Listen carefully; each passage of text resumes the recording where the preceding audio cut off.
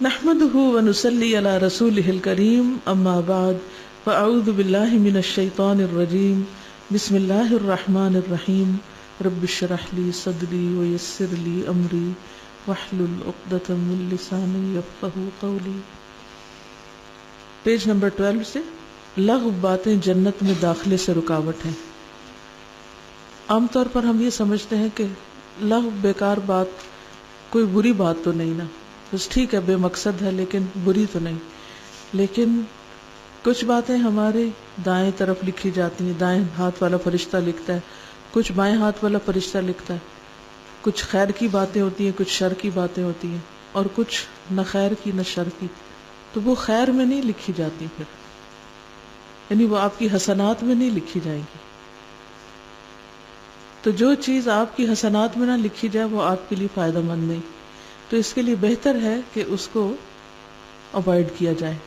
تو آئیے دیکھتے ہیں یہ بات کس حدیث سے پتہ چلتی ہے۔ ان کعب بن عجرۃ رضی اللہ عنہ ان النبی صلی اللہ علیہ وسلم فقد كعبا فسأل عنه فقالوا مريض فخرج يمشي حتى أتاه فلما دخل عليه قال ابشر يا كعب فقالت امه هنيئا لك الجنة يا كعب فقال من هذه المتألية على الله قال هي أمي يا رسول الله فقال وما يدريك يا أم كعب لعل كعبا قال ما لا يعنيه أو منع ما لا يغنيه۔ سیدنا کعب بن عجرہ سے روایت ہے، نبی صلی اللہ علیہ وسلم نے کعب کو گم پایا، یعنی اپنے صحابی کو مجلس میں نہیں دیکھا، تو ان کے بارے میں سوال کیا۔ صحابہ نے کہا وہ بیمار ہیں۔ آپ صلی اللہ علیہ وسلم پیدل چلے یہاں تک کہ ان کے پاس پہنچ گئے عیادت کے لیے، ان کا حال پوچھنے کے لیے۔ جب آپ ان کے ہاں داخل ہوئے تو آپ نے فرمایا اے کعب خوش ہو جاؤ۔ ان کی ماں نے کہا اے کعب تمہیں جنت مبارک ہو، یعنی نبی صلی اللہ علیہ وسلم جو خوش ہونے کی بات کر رہے ہیں تو اس کا مطلب یہ ہے، یعنی اپنے گمان سے کام لے کر ایک ہاتھ آگے جنت کی خوشخبری دے دی۔ آپ صلی اللہ علیہ وسلم نے فرمایا یہ اللہ پر قسم چڑھانے والی عورت کون ہے؟ کعب نے کہا اے اللہ کے رسول صلی اللہ علیہ وسلم یہ میری ماں ہے۔ آپ نے فرمایا اے ام کعب تجھے کیا معلوم، شاید کعب نے بے مقصد بات کہی ہو یا ایسی چیز سے روکا ہو جو اسے غنی نہ کرتی ہو۔ تو اس حدیث سے دو تین باتیں پتہ چلتی ہیں۔ ایک تو یہ کہ نبی صلی اللہ علیہ وسلم اپنے ساتھیوں کا خیال رکھا کرتے تھے کہ کون حاضر ہے، کون غائب ہے، کون کہاں ہے، ان کے بارے میں خبر لیتے رہتے تھے۔ دوسری بات یہ کہ جب آپ کو یہ پتہ چلا کہ وہ بیمار ہیں تو آپ ان کی عیادت کے لیے تشریف لے گئے۔ عیادت کرنا نیکی کے بہت بڑے بڑے کاموں میں سے ایک کام ہے۔ آپ صلی اللہ علیہ وسلم نے اپنی عملی مثال سے یہ بات ثابت کی۔ تیسری بات یہ ہے کہ بیماری کے موقع پر، تکلیف کے موقع پر خوشخبری دی۔ ہم تکلیف کے موقع پر کیا الفاظ استعمال کرتے ہیں؟ عام طور پر افسوس کا لفظ بولتے ہیں یا نیگیٹو ورڈز استعمال کرتے ہیں، جس سے جو بیمار یا پریشان یا مصیبت میں شخص ہوتا ہے وہ اور زیادہ پریشان ہو جاتا ہے۔ تو اس پر وہ کہتے ہیں کہ اے کعب خوش ہو جاؤ۔ تو بیماری میں خوشخبری کس چیز کی ہو سکتی آپ کے خیال میں؟ کہ انسان کے گناہ جھڑتے ہیں، انسان کے درجات بلند ہوتے ہیں۔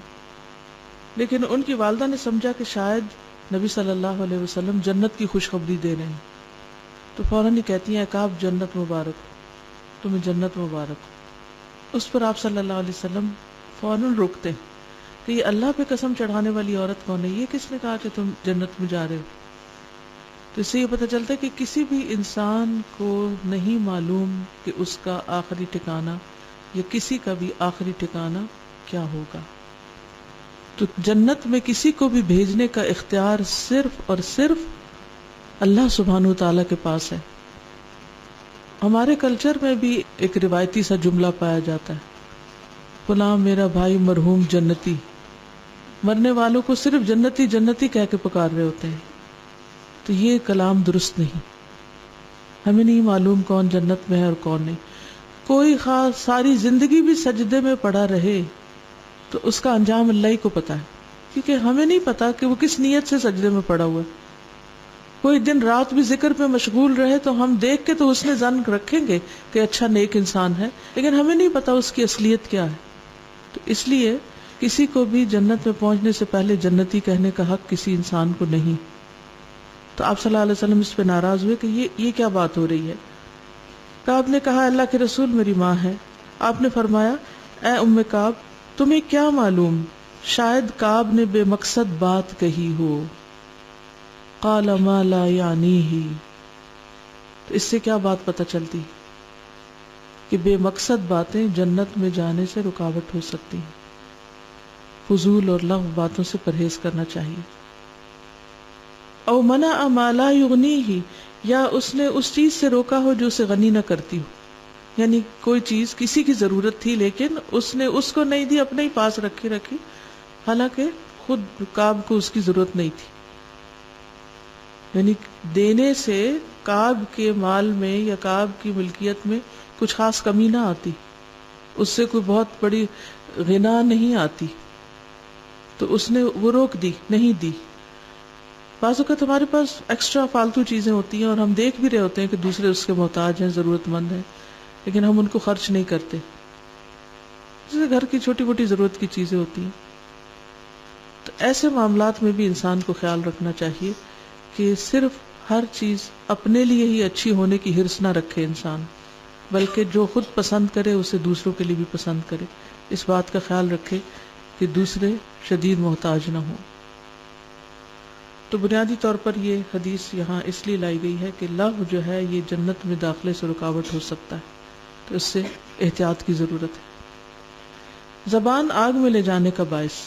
عن ابی ہریرہ قال سئل رسول اللہ صلی اللہ علیہ وسلم عن اکثر ما يدخل الناس الجنۃ فقال تقوى الله وحسن الخلق وسئل عن اکثر ما يدخل الناس النار قال الفم والفرج. سیدنا ابو ہریرہ سے روایت ہے، انہوں نے کہا کہ رسول اللہ صلی اللہ علیہ وسلم سے پوچھا گیا لوگوں کو عام طور پر کون سی چیز جنت میں داخل کرتی ہے، تو آپ نے فرمایا اللہ کا تقوی اور حسن خلق. اور پوچھا گیا لوگوں کو عام طور پر کون سی چیز جہنم میں لے جاتی ہے، تو آپ صلی اللہ علیہ وسلم نے فرمایا منہ اور شرمگاہ. ان دونوں کی بے احتیاطی، یعنی کھانے میں پرہیز نہ کرنا یا پھر بولنے میں احتیاط نہ برتنا، اور دوسری طرف اپنی شرمگاہ کی حفاظت نہ کرنا. زبان سے اذیت دینا جہنم کو واجب کرنے والا عمل ہے. عن ابی ہریرہ قال قال رجل یا رسول اللہ ان فلانة يذكر من كثرة صلاتها وصيامها وصدقتها غير أنها تؤذي جيرانها بلسانها قال هي في النار.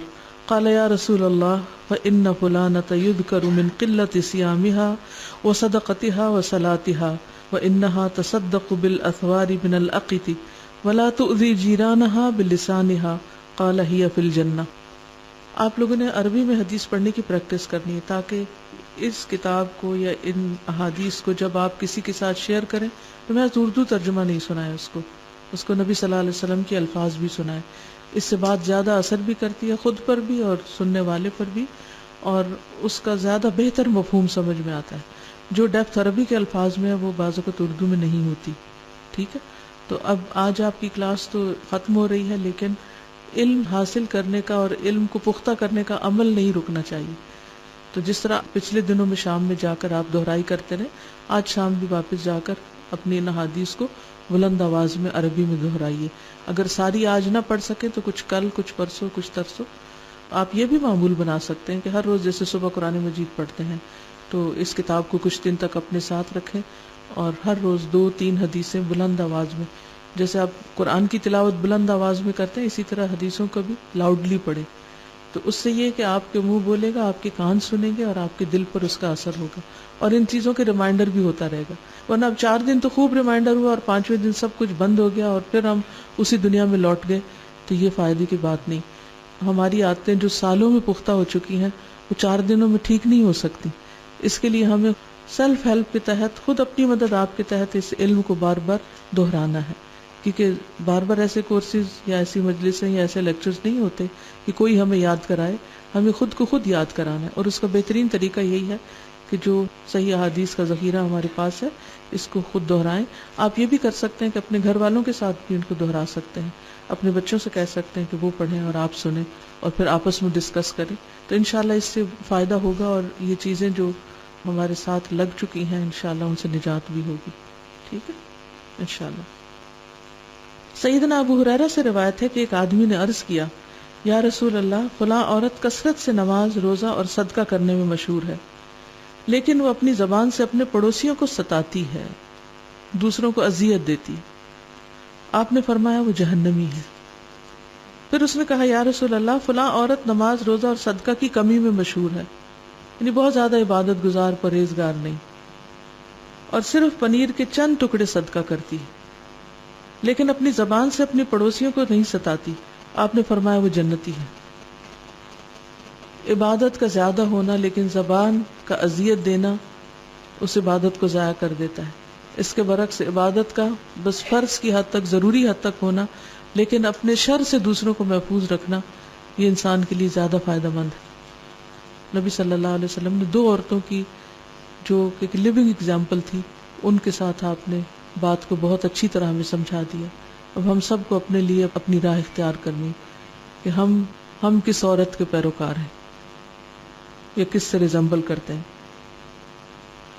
باتوں کی وجہ سے عذاب. ان عبداللہ ابن عمر رضی اللہ عنہما قال اشتكى سعد بن عبادة شكوى له فأتاه النبي صلى الله عليه وسلم يعوده فبكى النبي صلى الله عليه وسلم فلما رأى القوم بكاء النبي صلى الله عليه وسلم بكوا فقال لا تسمعون إن الله لا يعذب بدمع العين ولا بحزن القلب ولكن يعذب بهذا وأشار إلى لسانه أو يرحم وإن الميت يعذب ببكاء أهله عليه. سیدنا عبداللہ ابن عمر رضی اللہ عنہما سے روایت ہے، کہتے ہیں کہ سعد بن عبادہ رضی اللہ عنہ کسی مرض میں مبتلا ہوئے، بیمار ہو گئے. انصار کے لیڈر تھے نا سعد بن عبادہ. نبی صلی اللہ علیہ وسلم عیادت کے لیے گئے تو ان کے مرض کی شدت کو دیکھ کر رو پڑے، یعنی آپ صلی اللہ علیہ وسلم کے آنسو بہنے لگے ان کی بیماری کو دیکھ کر. لوگوں نے جو نبی صلی اللہ علیہ وسلم کو روتے ہوئے دیکھا تو وہ سب بھی رونے لگے. پھر آپ نے فرمایا کہ سنو، بے شک اللہ آنکھوں سے آنسو نکلنے پر عذاب نہیں دے گا اور نہ دل کے غم پر، لیکن وہ اس کی وجہ سے عذاب دے گا، عذاب دے گا. آپ نے اپنی زبان کی طرف اشارہ کیا، اور اسی کی وجہ سے رحمت کرے گا، اور میت کو اس کے گھر والوں کے اس پر نوحہ اور ماتم کرنے کی وجہ سے عذاب دیا جاتا ہے. یہ بات بعض اوقات لوگوں کو سمجھنا مشکل ہوتی ہے کہ اب میت کا کیا قصور، رونے والے پیچھے رو رہے ہیں اور میت تو بیچ میں شامل نہیں ہے. تو اس کی وضاحت یہ ہے کہ میت اگر یہ خواہش رکھتی ہو، جیسے کچھ علاقوں کا کلچر ہوتا ہے نا، اور وہ اس میں فخر کرتے ہیں، ایک دوسرے پر بڑائی جتاتے ہیں کہ کس کے مرنے پر کتنے تھے رونے والے، اور بعض اوقات پروفیشنل رونے والے ہوتے ہیں. تو اس کلچر کو ختم کرنے کی ضرورت ہے. تو اگر کوئی شخص یہ چاہتا ہے کہ اس کے مرنے کے بعد اس کے گھر والے چیخ پکار کریں، بول بول کر روئیں، تو پھر میت کو اس کا عذاب ہوتا ہے. لیکن اگر میت بری ذمہ ہو، آپ لوگوں نے وہ وصیت نامہ کا کاغذ دیکھا ہے؟ اگر وہ سب اپنے پیچھے وصیت کر کے چلے جائیں کہ ہمارے مرنے پر کوئی نوحہ بین نہ کیا جائے، تو انشاءاللہ آپ اس سے بری ذمہ ہے. پھر اگر کوئی گھر والے کچھ کرتے ہیں تو اس کے ذمہ دار خود ہیں. تو اس میں یہ ہے کہ اگر انسان خود کہہ دے کہ میں یہ نہیں چاہتا، تو پھر انشاءاللہ اس کے لیے سزا نہیں ہے. تو یہاں بھی آپ دیکھیں کہ دل کا غم نیچرل سی بات ہے، کوئی جدا ہو تو تکلیف ہوتی ہے، اسی طرح آنکھیں آنسو بھی بہاتی ہیں، لیکن منہ سے لفظ نہیں نکالنا چاہیے. روتے ہوئے منہ سے کچھ بولنا نہیں چاہیے. خاموشی سے رونے میں کوئی حرج نہیں، لیکن بولنا اور بیان کرنا اور باتیں بناتے بڑھاتے چلے جانا یہ درست نہیں. قبر کا عذاب. ان ابی ہریرہ رضی اللہ عنہ قال كنا نمشي مع رسول الله صلى الله عليه وسلم فمررنا على قبرين فقام فقمنا معه فجعل لونه يتغير حتى رعد كم قميصه، اس کو درست کر لیجیے، حتى رعد كم قميصه فقلنا ما لك يا رسول الله فقال اما تسمعون ما اسمع فقلنا وما ذاك یا نبی اللہ قال هذان رجلان يعذبان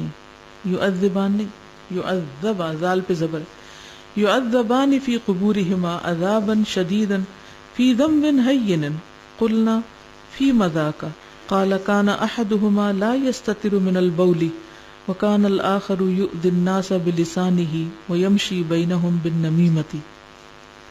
سیدنا ابو ہریرہ سے روایت ہے کہ ہم رسول اللہ صلی اللہ علیہ وسلم کے ساتھ جا رہے تھے، پس دو قبروں پر ہمارا گزر ہوا. رسول اللہ صلی اللہ علیہ وسلم کھڑے ہوئے، ہم بھی آپ کے ساتھ کھڑے ہو گئے.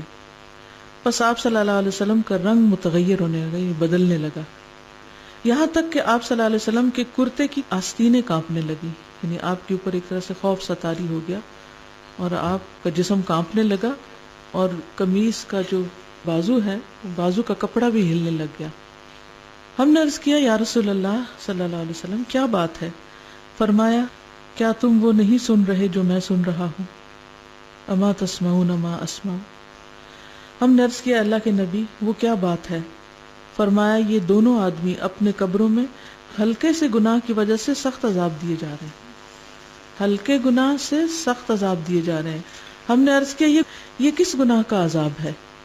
فرمایا ان میں سے ایک تو پیشاب کے چھینٹوں سے پرہیز نہیں کرتا تھا، یعنی اس کے کپڑوں کو لگ جاتے، جسم کو لگ جاتے، ان کو دھوتا نہیں تھا، اور دوسرا لوگوں کو اپنی زبان سے تکلیف پہنچاتا تھا اور ان میں چغل خوری کرتا تھا، یعنی خاص طور پر چغلی کی عادت تھی اس کو، اس کی بات ادھر سے اٹھائی ادھر پہنچائی. ہر انسان میں کچھ خامیاں ہوتی ہیں، عیب ہوتے ہیں، پرفیکٹ کوئی بھی نہیں، کامل صرف اللہ کی ذات ہے. اور فرشتے ایسے ہیں کہ جن کو برا کرنے کی طاقت ہی نہیں دی گئی، وہ صرف اچھا ہی کرتے ہیں، یفعلون ما یؤمرون. لیکن جن و انس جو ہیں ان کو اللہ نے اختیار دیا ہے، چاہے تو اچھا کرے چاہے تو برا کرے. تو ہمارے ساتھ نفس بھی ہے، شیطان بھی ہے، اور ہم کمزور بھی ہیں. خلق الانسان ضعیفا، نہ چاہتے ہوئے بھی ہم سے بعض اوقات بے سوچے سمجھے غلطیاں ہو جاتی ہیں. تو اس لیے کبھی بھی اپنے آپ کو نیک نہیں سمجھنا چاہیے. اور دوسرے یہ کہ جب کسی کی غلطی دیکھیں تو سوچیں مجھ میں بھی تو غلطی ہے. پھر بعض اوقات لوگوں کے آپس کے تعلقات کچھ اچھے نہیں ہوتے، اس صورت میں تو اور بھی زیادہ احتیاط کرنی چاہیے، ادھر کی بات ادھر، ادھر کی ادھر نہ پہنچائی جائے، کیونکہ اس سے تعلقات کے مزید بگڑنے کا اندیشہ ہوتا ہے. ایک بہن یا ایک امی نے دوسری بہن کے بارے میں کچھ کہہ دیا تو وہ بات وہیں دفن کر دی جائے، اٹھا کے دوسری بہن تک نہ لے جائی جائے جس کے خلاف بات ہوئی ہے. کیونکہ بعض اوقات ماں کو کسی ایک بچے سے شکایت ہوتی ہے تو وہ دوسرے بچے سے بات کرتی.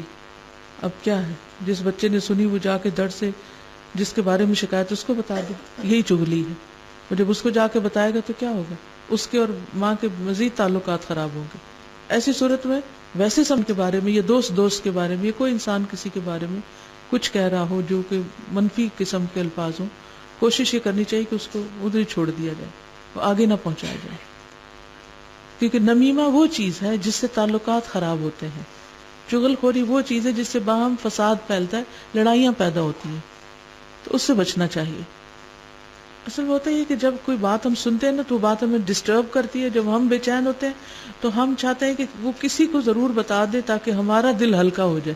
بعض اوقات کوئی ایسی نیت بھی نہیں ہوتی کہ وہ لڑیں آپس میں، لیکن اپنا دل ہلکا کرنے کے لیے یا بعض اوقات دوسرے کی نظر میں اپنی امپورٹنس جتانے کے لیے کہ میں بہت عام ہوں، تمہیں میں بتا رہا ہوں، یا یہ کہ میرے پاس بڑی خاص خبریں ہیں تو میں تمہیں پہنچا رہا ہوں.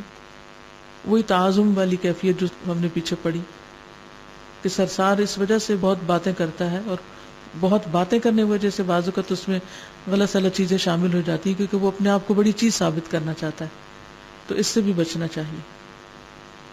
میں سوچتی ہوں کہ اگر ہم فالتو قسم کی لغو باتیں یا چغل خوریاں اور اس طرح کی باتیں اگر ہم چھوڑ دیں تو ہمارا کتنا زیادہ وقت بچے، اور ہم عبادت کے لیے کتنا وقت نکل آئے، پروڈکٹیو کاموں کے لیے کتنا وقت نکل آئے. اگر ہم دیکھیں تو دن کا کتنا وقت ہمارا صرف باتوں میں، فون پر چیٹنگ، میسیجنگ، ان چیزوں میں گزر جاتا ہے. اور اگر اس کا کانٹینٹ دیکھیں تو بعض اوقات تو اس میں کوئی خاص بات ہوتی بھی نہیں کہ جو ضروری کرنی چاہیے. یہاں تک اگر کوئی مزید کچھ ایڈ کرنا چاہے یا کوئی کچھ شیئر کرنا چاہے. جی السلام علیکم. اس میں جو آپ نے بات بتائی تھی کہ یہ خود سے نہیں کہنا چاہیے کہ جہنمی ہے یا جنتی ہے انسان، تو اگر کوئی دیکھے انسان کہ وہ کوئی شرک کر رہا ہے تو اس کے بارے میں نہیں، کسی کو کچھ بھی نہیں کہہ سکتے. کسی کو کچھ نہیں کیوں؟ کہہ سکتے. اس لیے کہ ہو سکتا ہے آج وہ شرک کر رہا ہے، کل وہ توبہ کر لے. اچھا، ایک اور کوشچن ہے کہ اگر وہ شہید ہے، ایک مطلب کہ جیسے کہ کوئی اللہ تعالیٰ کی راہ میں نکلا ہے تو اس کی وہاں پہ کوئی ڈیتھ ہو جاتی ہے تو اس کو وہ تو بغیر حساب کی جنت میں جائے گا نا، اس کو بھی نہیں کچھ. ہم نہیں کچھ کہہ سکتے، ہمیں نہیں پتا وہ کس نیت کے ساتھ شہید ہوا ہے. ٹھیک ہے، ہم یہ تو کہہ سکتے ہیں شہید جنت میں جاتے ہیں، لیکن یہ کہنا کہ یہ فلاں پرٹیکولر بندہ جنت میں چلا گیا ہے یہ نہیں کہہ سکتے. جی السلام علیکم. تازہ مجھے یہ پوچھنا ہے کہ اکثر ایسا ہوتا ہے کہ میں میڈیکل کی اسٹوڈنٹ ہوں تو لیب میں کام کرتے ہوئے کام کر رہے ہوتے ہیں، اپنا پروڈکٹیو کام کر رہے ہوتے ہیں، لیکن پھر بھی اسٹوڈنٹس آپس میں باتوں میں لگے رہتے ہیں، ہم فرینڈس آپس میں باتیں کرتے رہتے ہیں، تو اس چیز کو کیسے کنٹرول کیا جائے؟ وہ ایک ایسی عادت بن چکی ہوئی ہے کہ ہمارا یہ ہوتا ہے کہ ہمارے ہاتھ تو کام کر رہے ہیں، مائنڈ بھی اسی چیز میں ہے، لیکن منہ سے پھر بھی وہی لفظ باتیں، بے معنی فضول باتیں، کوئی نہ کوئی بات ایک دوسرے کی بات ہم لوگ کرتے رہتے ہیں. ایسا ہے کہ کام شروع کرنے سے پہلے اگر تھوڑا سا ٹائم نکال کر یہ کتاب آپس میں پڑھنا شروع کر دیں تو انشاءاللہ سب کنٹرول ہو جائے گا. مجھے کسی نے کل بتایا، ہماری اسٹوڈنٹ ہیں، انہوں نے کہا کہ وہ کسی شہر میں ہاسپٹل میں تقریباً 25 کے قریب ڈاکٹرز ہیں، ان کی 8 بجے ڈیوٹی شروع ہوتی ہے، وہ 7:30 بجے پہنچ جاتی ہیں، 7:30 سے 8 بجے تک ان کی تفسیر کی کلاس ہوتی، اور ان کے چھوٹے چھوٹے بچے بھی ہیں، گھر کے کام بھی ہیں، جاب بھی ہے، سب کچھ، لیکن اس کے باوجود قرآن پڑھنے کا اتنا شوق ہے کہ وہ اپنے وقت سے پہلے آدھا گھنٹہ آ کے یہ شروع کرتے ہیں. اگر 2 لوگ بھی شروع کر لیں گے، 3 بھی شروع کر لیں گے، اگر نہیں بہت بڑی باتیں تو صرف اس کتاب کی 1 یا 2 حدیثیں پڑھ کے آپس میں ڈسکس کر لیں تو انشاءاللہ ایسی چیزیں کنٹرول ہو جائیں گی. اور ایک چیز، اکثر پیشنٹس کا ہمیں پتہ ہوتا ہے، ان کی بیماری کی نوعیت ہمیں پتہ ہوتی ہے کہ یہ کب تک، مطلب کب ٹھیک ہوں گے یا بہت لانگ ٹرم ان کی بیماری چلے گی یا یہ سب کچھ، تو پھر بھی ہم ان کی تسلی کے لیے، کیونکہ اگر ہم پیشنٹس کو یہ کہتے ہیں کہ یہ تو بہت لمبی بیماری چلے گی، ہم ان کی تسلی کے لیے کہتے ہیں کہ نہیں آپ بہت جلدی ٹھیک ہو جائیں گے، یہ تو ختم ہو جائے گی، تو یہ بھی تو ہمارا یہ جھوٹ کہنے ہوگا کی نا. بجائے کہ آپ بہت جلدی ٹھیک ہو جائیں، کیونکہ ہمیں نہیں پتا کوئی جلدی ہوگا کہ نہیں. بعض اوقات جس کے بارے میں ہم جلدی بھی سمجھتے ہیں وہ بھی ہو سکتا ہے لمبا ہو جائے، اور جس کے بارے میں ہم لمبا سمجھتے ہیں وہ ہو سکتا ہے بہت جلدی ہو جائے. تو انشاءاللہ اللہ کے فضل سے آپ ٹھیک ہو جائیں گے. یہ کہنا چاہیے، جلدی دیر نہیں اس میں سے نکال دیں. اور ایک کوشچن یہ تھا کہ ایسا ہوتا ہے کہ میں بہت جلدی اپنا پیشنس لوز کر دیتی ہوں، مطلب پورا دن ٹرائی کروں گی کہ اس کام سے رکنا ہے، اس کام سے رکنا ہے، تو پھر جب کوئی ایسی بات ہو جائے گی جو بہت ہی ناگوار ہوگی، اس پہ جب میں ریئیکٹ کر دوں گی تو پھر میرے دل میں یہ خیال آتا ہے کہ پورا دن میں نے جو عمل کیا ہے، جو میں نے صبر کیا ہے، جو میں نے خاموشی اختیار کی ہے، وہ میرے وہ سارے اعمال بھی ضائع ہو گئے. میرے دل میں یہ خیال آتا جی ہے. وہ تو آنا ہی چاہیے، کیونکہ ہو سکتا ہے کہ ایسا ہو جائے. تو ہم جہاں نصیحتوں سے سیکھتے ہیں وہاں اپنی غلطیوں سے اس سے زیادہ سیکھتے ہیں. ٹھیک ہے، تو یہ غلطیاں ہمارے لیے اگر خیر کا باعث بن جائیں تو اس میں بھی خیر ہے. وہ کس طرح کہ ایک سچویشن پیش آئی، میں نے اس پہ ایسے ریاکٹ کیا، نیکسٹ ٹائم اگر ایسی سچویشن پیش ہوگی تو مجھے کیسے ریاکٹ کرنا ہے. تو کرتے کرتے انشاءاللہ آپ کا یہ ڈیولپ ہو جائے گا. پھر اپنی غلطیوں سے سیکھیں. ٹھیک ہے، یعنی صرف ریگریٹ کرنا کافی نہیں ہوتا، اس سے مثبت نتائج بھی نکلنے چاہیے. حضرت عمر بن عبدالعزیز کو عمر بن عبدالعزیز ان کی ایک غلطی نے ہی بنایا تھا. وہ اپنی اس غلطی پہ بہت رویا کرتے تھے اور بہت زیادہ اللہ کانشیس ہو گئے تھے، کیونکہ وہ کہتے تھے اگر اللہ قیامت کے دن اس کے بارے میں مجھ سے پوچھ لے گا تو میں کیا جواب دوں گا، اور بہت رویا کرتے تھے اس پر. تو ہم نے پیچھے احادیث میں پڑھا نا کہ وب کی اللہ خطیئتک، اپنی خطاؤں پہ رو. یعنی صرف یہ سوچ لینا کافی نہیں، کیا فائدہ، سارے دن کے عمل برباد ہو گئے، اور اس کے بعد پھر ہم وہی دوبارہ نئے سرے سے اگلا دن ایسا ہی شروع کر لیں.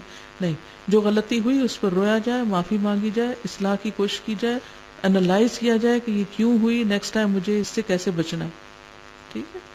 استاذہ یہ جو ابھی حدیث پڑھی ہے کہ کل بھی ہم نے اسی سے ریلیٹڈ حدیث پڑھی تھی نا کہ ہمیں نہیں کہنا چاہیے کہ کون جہنمی اور کون جنتی ہے، تو یہاں پہ میں تھوڑی کنفیوز ہو رہی ہوں کہ آپ صلی اللہ علیہ وسلم نے بھی تو کہا ہے نا. آپ صلی اللہ علیہ وسلم کا مقام اور ہمارا ایک ہے. نہیں، آپ صلی اللہ علیہ وسلم کو تو غیب سے خبریں دی جاتی تھی، آپ کہہ سکتے تھے، آپ بتا سکتے. کیا آپ نے لوگوں کو جنت کی خوشخبری دی ہے؟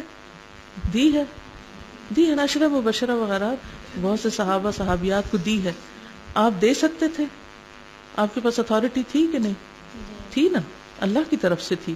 اللہ سبحانہ وتعالیٰ کی طرف سے پیغام آتا تھا تو آپ آگے پہنچاتے تھے. وما ينطق عن الهوى، اپنے دل سے باتیں نہیں کرتے تھے کہ جس کو چاہا جنتی کہہ دیا. پھر آپ صلی اللہ علیہ وسلم اگر جنت کی خوشخبری دے سکتے ہیں تو اسی طرح جہنم کی وعید بھی سنا سکتے ہیں، اور وہ بھی آپ اپنی طرف سے نہیں بتاتے تھے. حضرت خدیجہ کو جو جنت میں محال کی خوشخبری دی وہ کس نے لا کر دی تھی؟ ٹھیک ہے. قرآن میں غزوہ احد کا واقعہ بھی ہے نا، جہاں اللہ سبحانہ و تعالیٰ نے سرزنش فرما دی تھی کہ عذاب دینے کا اختیار تو اللہ کے پاس ہے، تو وہاں سے بھی یہ معلوم ہو جاتا ہے۔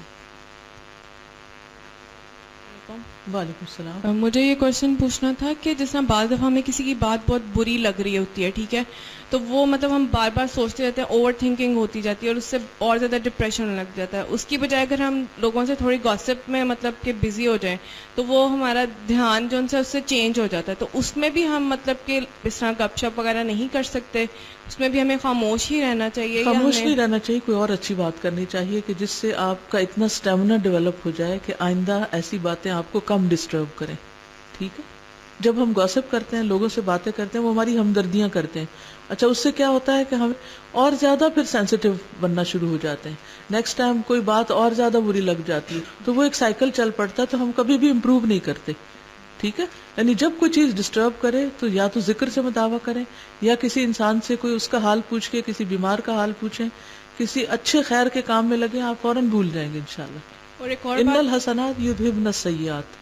جی ایک اور بات پوچھنی تھی کہ جس طرح ہمارے کچھ کلوز ریلیٹیوز ہوتے ہیں، جس طرح ماں باپ ہیں یا ہسبینڈ ہیں جو دور ہیں، تو ان سے مطلب رابطہ رکھنے کے لیے، ایک انڈرسٹینڈنگ رکھنے کے لیے آپ ان سے اگر فون پہ مطلب جس طرح لمبی بات کر لیتے ہیں تو کیا وہ بھی غلط ہے؟ لمبی بات غلط نہیں ہے، ایز لانگ ایز کانٹینٹ ٹھیک ہے، لمبی ہو یا چھوٹی ہو اس سے فرق نہیں پڑتا، بات درست ہونی چاہیے، اس میں فضول باتیں نہیں ہونی چاہیے، ٹھیک۔ جزاک اللہ۔ بھیا آپ کے بارے میں کہ جو چیز غنی نہ کرتی ہو، دیکھنے میں ہمیں نہیں پتہ چلتا کہ ہماری کون سی چیز ایکسٹرا ہے اور کسی کو اس کی ضرورت ہے۔ اس کا مجھے کچھ دن پہلے اس کا تھوڑا سا ایکسپیرینس ہوا، گھر میں وہ پینٹ شینٹ ہوئے ہیں تو کافی سامان باہر نکالا جو ایکسٹرا تھا۔ آپ یقین کریں کہ 1-2 گھنٹے میں جو ہیلپرز تھے، جو لوگ کام کرنے آئے ہوئے تھے، وہ اس کو ایسے لے کے جا رہے تھے، اور مجھے اتنا ہوا کہ یہ چیزیں میرے پاس کتنی عرصے سے پڑی ہیں اور ان کی کتنی ضرورت تھی ان کو۔ بالکل، تو یہ اب پڑھ کے میرے ذہن میں وہی چیز آ رہی تھی کہ ہمیں اپنی ہم نہیں سب پتہ کو ایک چلتا۔ اسکیڈول بنانا چاہیے، یا منتھلی یا اینول یا سمر ونٹر اسپرنگ، اپنی چیزوں کی کلیئرنس کا نا، کہ جو چیزیں استعمال نہیں کر رہے وہ کسی کے کام آ جائیں، آگے دے دی جائیں۔ السلام علیکم۔ وعلیکم جیسے السلام۔ بات ہوئی تھی کہ نبی صلی اللہ علیہ وسلم نے بیماری کے موقع پر خوشخبری یا مطلب اچھے ورڈز استعمال کرنے چاہیے، تو ایسے ہمارے یہاں اگر کوئی ڈیتھ ہو جاتی ہے تو سب کہتے ہیں افسوس کرنے کے لیے جانا ہے یا افسوس کرنے کے لیے آئے ہیں، تو تعزیت کا لفظ ہونا تعزیت کا چاہیے، لفظ اس کے لیے استعمال کرنا چاہیے، جی۔ افسوس کریں۔ السلام علیکم۔ وعلیکم۔ میں انہی کی بات سے کروں گی کہ جو انہوں نے کہا کہ ہم تعزیت بھی نہیں کرتے ہیں، ہم جہاں ڈیتھ پہ جاتے ہیں ہم وہاں پہ مینشن کرتے ہیں کہ یہ گھر والوں کی یہ غلطیاں تھیں، اس وجہ سے اس کی یہ ڈیتھ ہو گئی۔ جی، ابھی اور ریسنٹلی ڈاکٹر کو سو کرنے کا سوچنے لگتے ہیں بالکل کہ ایگزیکٹلی اس نے نیگلیجنس کی ہے۔ ابھی ایگزیکٹلی میرے بیٹے کی کچھ عرصہ پہلے ڈیتھ ہوئی، اور میرے اپنے بہت کلوز ریلیٹیوز، میں کہوں گی کہ میرے پیرنٹس بھی، بہن بھائی بھی، سب یعنی میرے گھر میں، تو وہ اب ڈیتھ ہو گئی ہے، وہ غلطیاں ہماری مینشن کرنا شروع کر دی ہیں انہوں نے کہ یہ غلطیاں تھیں ان کی، اس وجہ سے اگر یہ ایسے نہ کرتے تو ایسے ہوتا، ایسے۔ آپ بلیو کریں کہ 3 دن گزرنے کے بعد میں نے بہت رسپیکٹ سے کہا کہ آپ لوگوں کا بہت شکریہ، آپ لوگ ہمارے گھر آئے، اب آپ لوگ اپنے گھر چلے جائیں۔ یعنی آپ اتنا اریٹیٹ دوسروں کو کر دیتے ہیں کہ آپ وہاں پہ ایک لانگ سٹے لے لیتے ہیں، اور وہاں پہ صرف ہمارا مقصد رہنے کا یہ ہوتا ہے کہ اب ہم آگے دیکھتے ہیں یہ کیا کرتے ہیں۔ تو ان چیزوں کو ہم لوگوں کو کنٹرول کرنا چاہیے کہ ہم کسی کا دکھ بانٹنے نہیں جا رہے ہوتے ہیں، ایکچولی ہم وہاں کا انوائرمنٹ دیکھنے اور اس کو جج کرنے جا رہے ہوتے ہیں۔ اصل میں جب تک زندگی میں کوئی مفید کام ہے نہیں، کوئی پازیٹیو ایکٹیویٹی نہیں ہے، تو یہ حرکتیں ختم نہیں ہو سکتی، افسوس ہے۔ آگے چلیں، آپ کی بات سے متعلق آگے آ رہی ہے حدیث، بال کی کھال اتارنے والے ہلاکت میں ہیں۔ قال رسول اللہ صلی اللہ علیہ وسلم ہلک المتنطعون قالها ثلاثا، رسول اللہ صلی اللہ علیہ وسلم نے فرمایا 3 بار بال کی کھال اتارنے والے ہلاک ہو گئے۔ ہلک المتنطعون وہ ہیں جو تکلف اور غلوب کرنے والے ہیں، اور وہ اپنے اقوال اور افعال میں حدود پھلانگنے والے ہیں، یعنی حد سے بڑی ہوئی باتیں کرنا، ایک چیز کی ایکسٹریم تک پہنچ جانا۔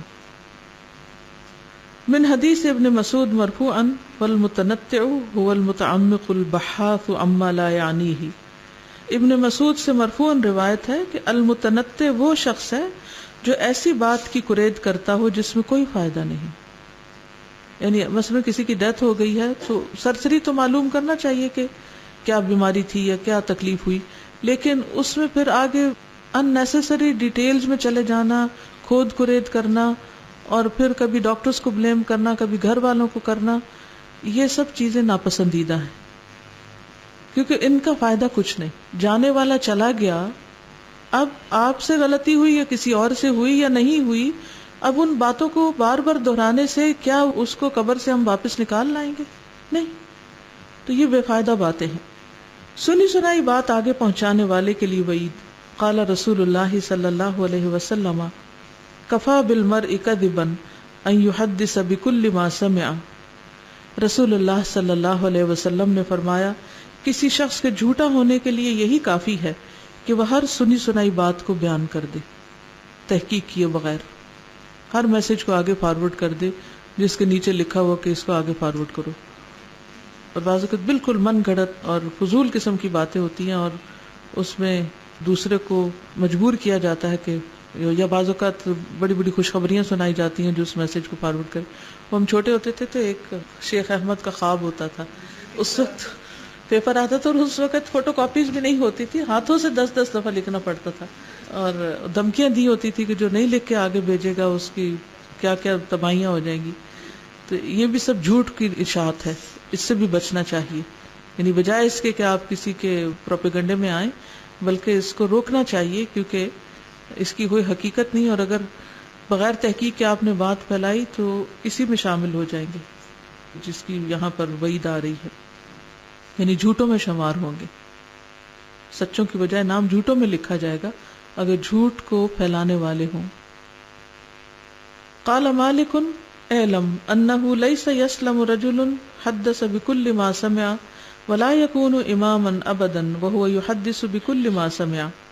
امام مالک نے فرمایا جان لو کہ جو شخص ہر سنی سنائی بات کو بیان کر دے وہ غلطی سے محفوظ نہیں رہ سکتا، وہ غلطی کا ارتکاب کرتا ہے، اور نہ ہی ایسا شخص کبھی امام بن سکتا ہے. مقتدی کا لفظ کاٹ دیں، اس حال میں کہ وہ ہر سنی سنائی بات کو بیان کر دے.